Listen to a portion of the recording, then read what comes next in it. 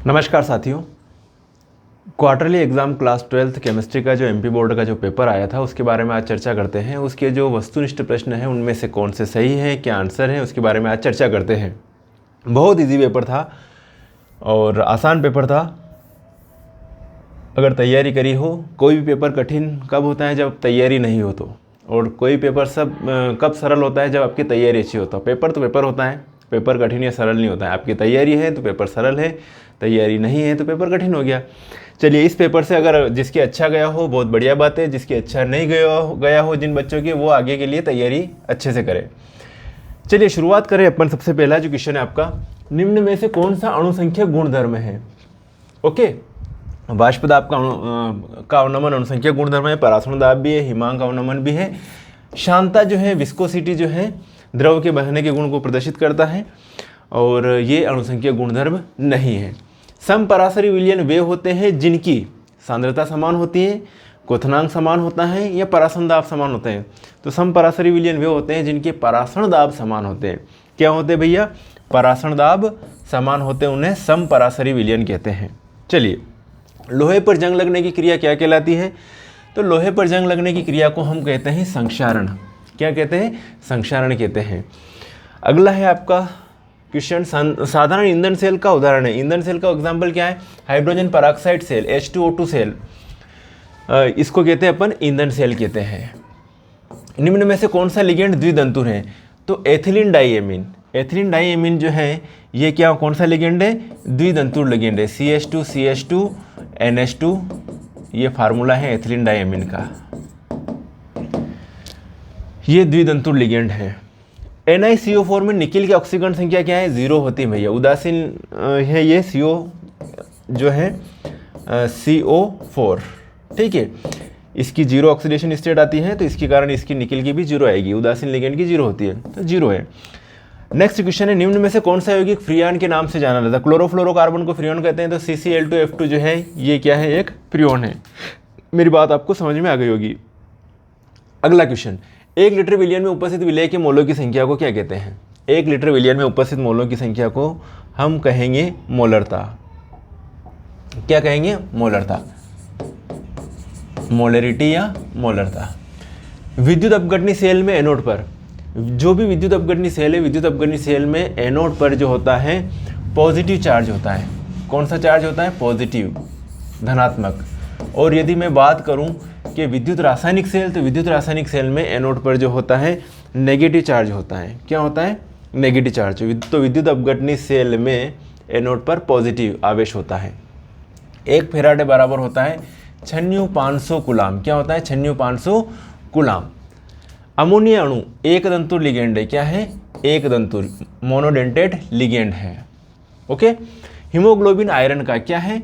संकुल यौगिक है, कॉम्प्लेक्स कंपाउंड है, तो हीमोग्लोबिन आयरन का संकुल यौगिक है।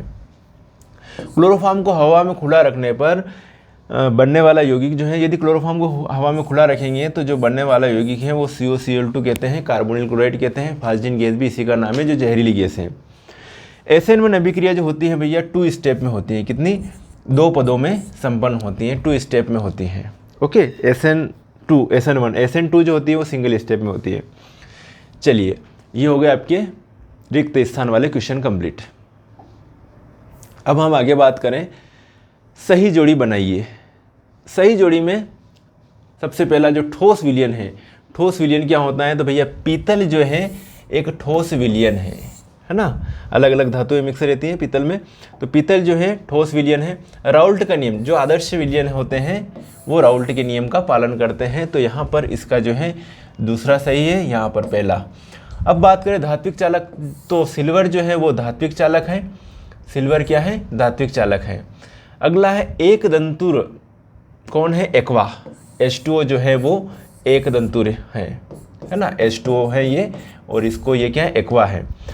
क्लोरोफिल, भैया क्लोरोफिल जो होता है एक संकुल यौगिक है, ये भी क्लोरोफिल भी, और इसमें जो मैग्नीशियम पाया जाता है धातु, तो क्लोरोफिल के अंदर क्या पाया जाता है? मैग्नीशियम। तो ये 5वां आंसर इसका हो जाएगा। विलियमसन संश्लेषण विधि द्वारा ईथर का निर्माण किया जाता है, ये हो जाएगा। सेंडमेयर अभिक्रिया हेलोएरिन है, इसमें हेलोएरिन बनता है। सेंडमेयर अभिक्रिया में क्या बनता है? हेलो एरिन से बनता है। बेंजीन डाइअमोनियम क्लोराइड की रिएक्शन करवाई जाती है कॉपर ब्रोमाइड या CuCl या CuBr की उपस्थिति में, तो हेलो एरिन से बनता है। अगर CuBr लेंगे तो ब्रोमोबेंजीन बन जाएगा, CuCl लेंगे तो क्लोरोबेंजीन बन जाएगा, ये चीज़ होती है उसमें। चलिए सेंड मेरा अभिक्रिया हेलो एरिन बनता है। ठीक है, हेलो एरिन बोले तो C6H5Cl या Br भी लिख सकते हैं, क्लोरोन, क्लोरीन, ब्रोमीन, आयोडीन। ठीक है, ये हो गया आपका सही जोड़िया। आगे बात करें, वन वर्ड में आंसर देने हैं आपको, वन वर्ड, एक शब्द में इनके आंसर दीजिए। चलिए सबसे पहला क्वेश्चन है, जब एल्किल हैलाइड की ईथर की उपस्थिति में सोडियम के साथ, एल्किल हैलाइड की सोडियम के साथ ईथर की उपस्थिति में क्रिया करवाई जाती है, तो एक तरह से ये वुड्स अभिक्रिया के बारे में लिख रखा है। तो कौन सी अभिक्रिया है ये? वुड्स अभिक्रिया, वुड्स अभिक्रिया है, ये वुड्स अभिक्रिया है। और इस अभिक्रिया में मेथेन नहीं बनता है, प्रोपेन कठिनाई से बनता है, ब्यूटेन एथेन आसानी से बनता है। चलिए मेथेन का ट्राई हेलोजन डेरिवेटिव, तो मेथेन का ट्राई हेलोजन डेरिवेटिव बच्चे ने क्लोरोफॉर्म लिखा तो भी सही है, आयोडोफॉर्म लिखा, CHI3 लिखा तो भी सही है, या फिर हेलोफार्म लिखा डायरेक्ट हेलोफार्म बोले तो CHX3 लिखा तो भी सही है, या क्लोरोफॉर्म लिख लिया तो भी सही है, फार्मूला नहीं लिखा हो। तो मेथेन का ट्राई हेलोजन व्युत्पन्न कहलाते हैं। लिगेंड में वह विशिष्ट परमाणु जो इलेक्ट्रॉन युग्म देता है, जो इलेक्ट्रॉन युग्म देता है उसको क्या कहते हैं? दाता परमाणु। जैसे कि NH3 की बात करूं मैं, है ना, NH3 एक पूरा क्या है? लिगेंड से। NH3 को क्या कह रहे हैं? लिगेंड, लेकिन दाता परमाणु इसमें क्या है? नाइट्रोजन। तो जो इलेक्ट्रॉन युग्म देता है उसे हम दाता परमाणु कहते हैं। ओके, चलिए केंद्रीय धातु परमाणु में लिगेंड और जो मेटल है, मेटल और लिगेंड्स के बीच में जो बॉन्ड बनता है उसे उप सहसंयोजक बंध कहते हैं। तो यहाँ पर आएगा उप सहसंयोजक बंध, संयोजक बंध, उप सहसंयोजक बंध, उप सहसंयोजक बंध कहते हैं इसको। चलिए नियम जिसके द्वारा अल्प विलेय लवण की विलेयता, तो कोलराउस के नियम के अनुप्रयोग देखेंगे तो वहाँ पे 4 अनुप्रयोग दे रखे होंगे किसी भी बुक्स में, तो उनमें एक अनुप्रयोग है ये। तो कौन सा नियम है? विलेयता ज्ञात कर सकते, नियम जिसके द्वारा अल्प विलेय लवण की विलेयता ज्ञात कर सकते, तो वो वाला नियम है कोलरास का नियम। क्या है? कोलरास का नियम। आंसर होगा कोलरास का नियम। नेक्स्ट है द्रव स्थितिक दाब जो अर्धपारगम्य झिल्ली से विलायक के प्रवाह को रोकता है। द्रव स्थितिक दाब जो विलायक के प्रवाह को रोकता है तो उसे क्या कहेंगे भैया? उसे कहेंगे अपन परासरण दाब, है ना। द्रव स्थितिक दाब जो अर्धपारगम्य झिल्ली से विलायक का प्रवाह रोक ले तो उसे हम कहते हैं परासरण दाब, परासरण दाब कहेंगे भैया। प्रति लीटर विलयन में विलेय के ग्राम तुल्यांकों की संख्या, ये किसकी डेफिनेशन है? प्रति लीटर विलयन में विलेय के ग्राम तुल्यांकों की संख्या कहलाती है, इसको हम कहेंगे नॉर्मलिटी या नॉर्मलता। ये है नॉर्मलता। तो ये जो है आपके जो भी वस्तुनिष्ठ प्रश्न आए थे, one word question, fill in the blank, matching, सही जोड़ियाँ मतलब, और मल्टीपल चॉइस क्वेश्चन सभी कंप्लीट। अब आगे के क्वेश्चन भी देख लेते हैं कौन कौन से क्वेश्चन आए थे।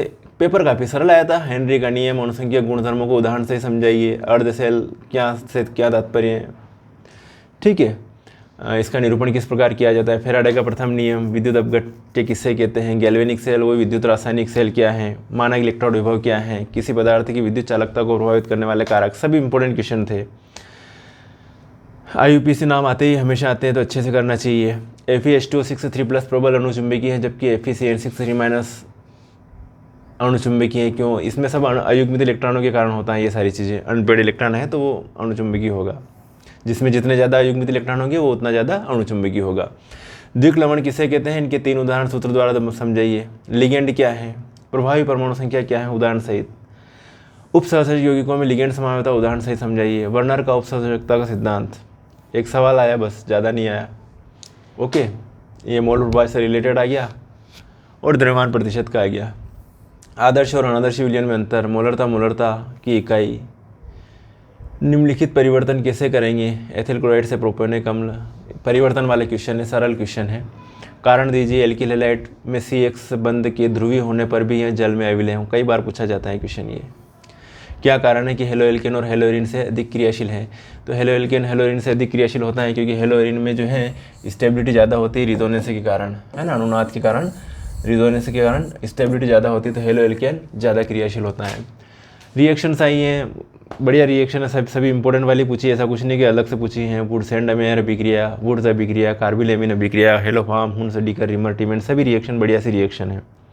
ओके, सीसा संचायक सेल से आप क्या समझते हैं? इसमें होने वाले विसर्जन क्रिया को समझाइए। बढ़िया क्वेश्चन है ये भी।